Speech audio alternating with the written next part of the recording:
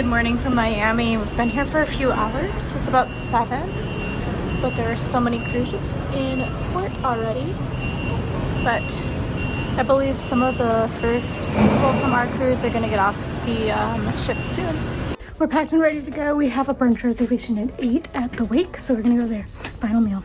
I never checked in. It's debarkation day, disembarkation, whatever. We're getting off the ship today. We have a plan to go to South Beach in Miami just to look around, look at the Art Deco architecture, and then we're gonna head to the Fort Lauderdale airport and hang out there for a few hours, I guess.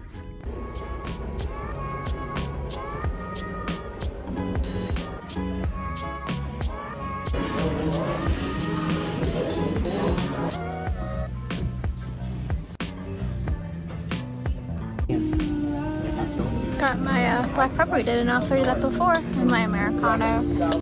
I got steak and eggs minus the eggs because I don't do eggs. I really needed coffee, so I grabbed an Angelino last one. Okay, we're back in the room. I got us a 9:45 disembarkation and debarkation time. We looked it up as both of them are correct. But there are actually 7 cruise ships in Miami port today. So it's going to be very crowded, I think. I'm trying to get out. The other thing I wanted to update you with is the Grounds 2 and Grounds Club and Grounds Club 2, whatever, the coffee shop, the specialty coffee shop is available right now in the morning, and they will ask you if you're getting out right now or if you want to have, like, you get an ice drink if you want it in the reusable cup. So you can get out with the coffee in case you're wondering. And I'm still using my $10 a day daily credits, so didn't even dip into the bar tab. The other update is my sister's off screen, but the people next to us at the table at the Wake, they were like going through how much bar tab they have left. So then one of them ended up buying the most expensive bottle of red wine on the menu to use up their bar tab. So if you do that at a restaurant, they will crack it open for you because they can't like send it to you the sealed, that's the word. So they will open it, so you got to make sure that you're like driving distance or whatever. And also, how does that work? Because I feel like when I was in driver's ed, if you have anything open, it counts as open in the car. Anyway, I don't know. I'm not a police officer. But yeah, they'll open it for you and then you can take it off the ship with you. I don't know if it would work like that if you bought like the bottle of tequila or mezcal at the Pink Agave, but people have been doing that because quite a few people were buying the bottles in the Wake this morning, and there's no way they're drinking like $500 bottles of wine in the morning right now. Well, I mean, maybe they are. I don't know. But yeah, I think a lot of people were trying to use up all of their bar tab. A lot of us got it as promotion, but I know some people were also buying it. So the way that it works here is that if you prepay for your bar tab, so you when we booked it was $300, but now they have $100 increments. But if you do a $300 bar tab that wasn't promotional but you paid your own money for it, you got like $50 I think extra money for it, so you had effectively $350 to spend. Then we got $600 for booking, and then we got $100 for Deep Blue extras for me, my sister, and my dad. Anyway, we have money left. Okay, so they're sorted by deck number. Directly to the airport because of anxiety, apparently. So crowded. I just changed my flight ticket to the same exact flight and the same exact seat, and I got $32 in credit on Delta. I don't know what happened, but I did. There's literally nothing to do, and we can't check in until 2 hours before, as I thought. But Crunch Munch has some new flavors. We have Gardettos and also $2.69 for a fun size thing of Fritos. That's a choice. Snoop Dogg has a new cookbook. Desperate times call for desperate measures when you're stuck at the Florida airport in Fort Lauderdale.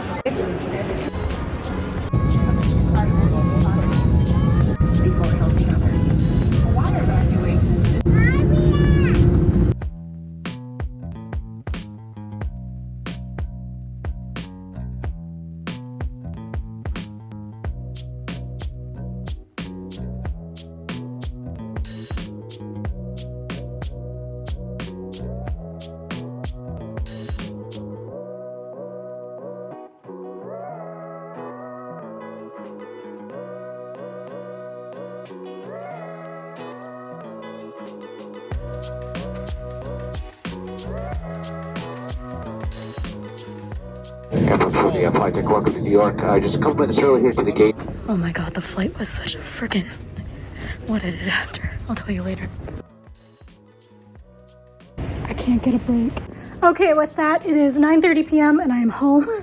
Oh man, okay. I'm the first one in my family to make it home. So my parents got delayed at the trying to get taken off.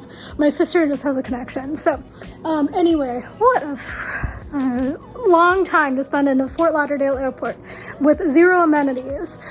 So let me just I am back home. I refreshed, I drank a bunch of water, and now I'm gonna go to bed. It's like 10 o'clock now. So long day. So basically I've been up since 5:15 or so. We docked at about 5:15, I think, or whatever. We got to the Miami port because that's when the beeping of the dock machinery started.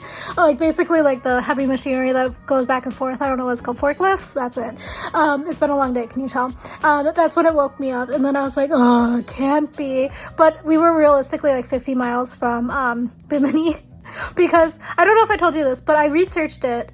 The Bimini ferry thingy that we saw that was at our same port when we were there, it is only $180 round trip. It's 54 miles and it takes 2 hours.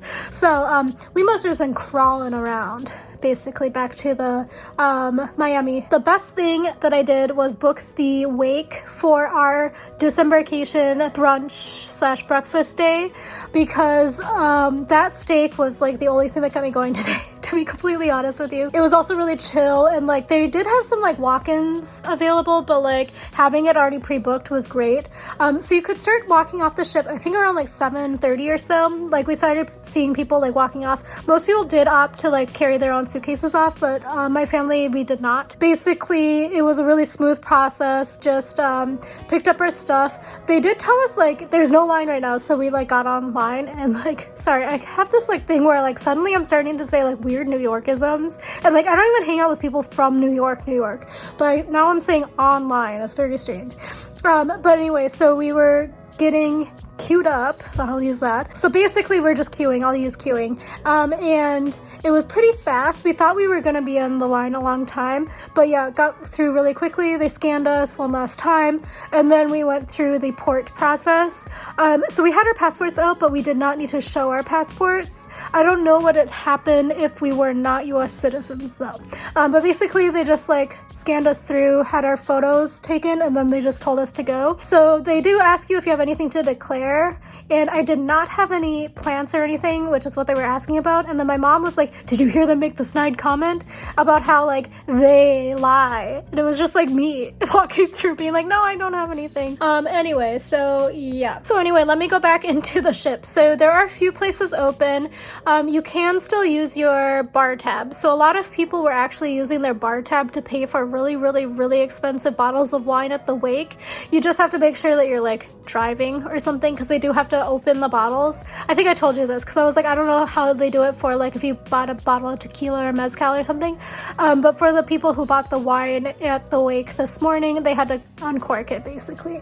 And then let's see, you can use up your bar tab there. You can still use your bar tab on cocktails and stuff, or beer, I guess. And then you can also use it on the coffee place. The coffee place, oh yeah, I did tell you this. The coffee place will allow you to take coffee off the ship in the little to-go cups, which was a weird thing I thought the entire time. So if you got a cold drink at the coffee place, they'll automatically put it in a reusable cup and then give you a lid and a paper straw. That's fine, that makes sense. But when we're captive on a sea day, they still give the hot drinks in a paper cup, which didn't make much sense to me because they had mug cups there as well. So I don't understand it. So if you know, let me know. They were basically are you gonna offer it away? I said, no, not really. And realistically, I was gonna suck that coffee down because I was so tired.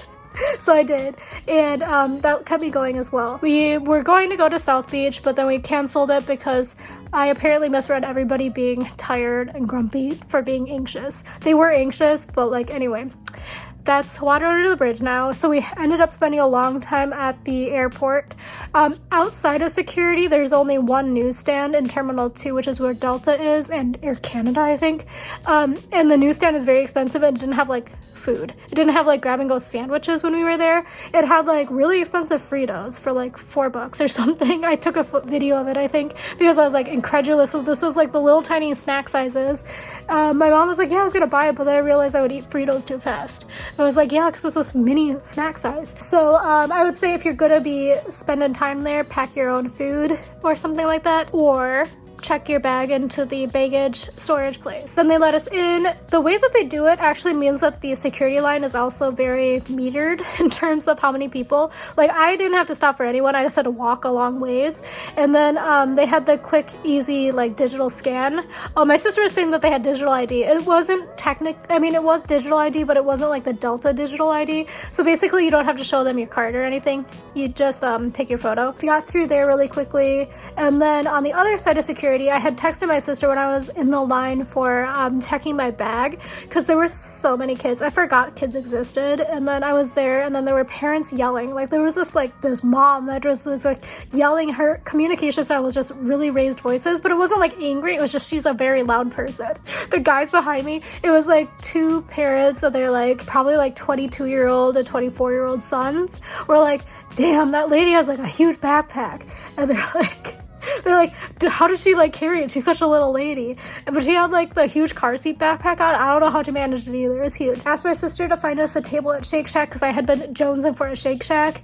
I haven't had a Shake Shack in so long. So when I saw that it was at the airport, I wanted it, but there were no tables. And since they had accidentally let in so many people, there was no hope of getting a table. So I like roamed around and I found the pizza place, which was table service. So I got us a table there because there were tables available when we got in. But as we were sitting there, the tables filled up, so we were lucky on that front. The pizza was fine. It wasn't too expensive actually for airport pizza. It was like $10 to $12 I think per pizza, which is like pretty good for a airport pizza, for a personal pizza. Each of us gave a slice to my sister. That kept us going as well. I breezed around a little bit in the duty free. The duty free, I didn't show you the video, I don't think, but I was checking out the prices from the duty free, because as you know, deals math is Meredith's math. I love looking for deals. I like remember prices so well. So I was doing the duty free math for the duty free on the Valiant Lady for Virgin as of right now versus the duty free in the Fort Lauderdale airport.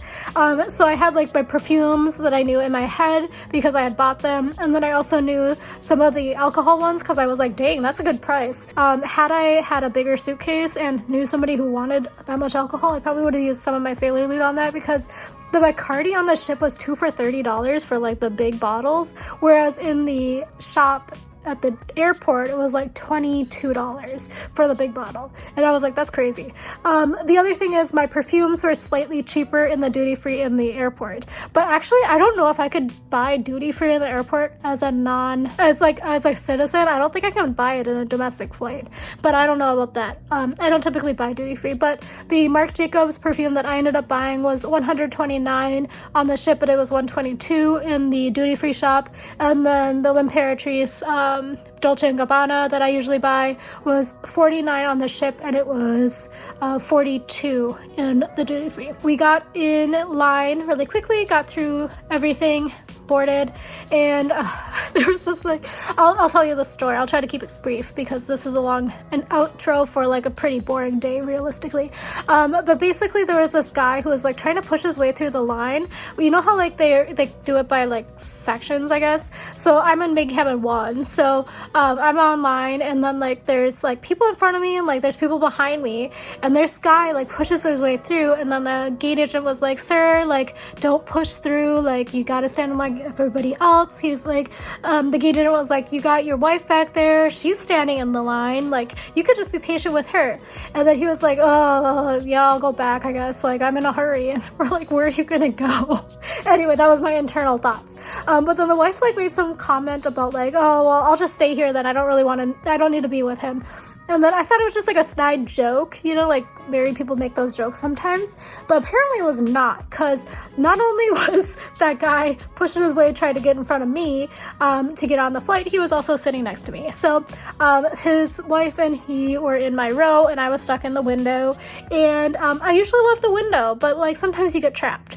And when you get trapped, it's when there is a marital sort of argument going on the flight for an hour and a half. Actually, it was more like an hour and 10 minutes. I did time it because I was like trying to get through my book, and I was like, oh my god, I had my earphones up on like full blast. The airplane is noisy. There's so many kids screaming because I forgot kids existed. There were kids screaming. I could still hear every word, and it was like the most uncomfortable hour of my life. Basically, the guy was just like, I can't believe that like you turned everything up making it about you. You're just like useless, like blah blah blah. Like it was bad. And then he was like, you are obviously like, you just suck all of the air out of the room and you make everything about you, like blah blah blah. And then he was like telling her how she should be feeling about stuff and like how she does think and like etc. I have some opinions about who's in the wrong, but again, this is from an outsider perspective who was trying to mind their own business but was trapped. Because I actually needed to go to the bathroom too. So like on the way there I needed to go to the bathroom, but I wasn't going to have a waking baby move. And then this time I wasn't going to be like, excuse me, can you stop your like probably should separate argument? But I just need to pee. I wasn't going to do that. So like that was uncomfortable in many ways. The lady did offer me some food from Zabar's on Upper West, and I was like, no, I'm okay. Like, she was nice to me. I don't know. I don't know their business. So that was fine. We got in really early. I think we got in like about 30 minutes early, which was good. It did take a long time to get my suitcases, just because everybody had checked at least one bag. The other thing is, there was like this family.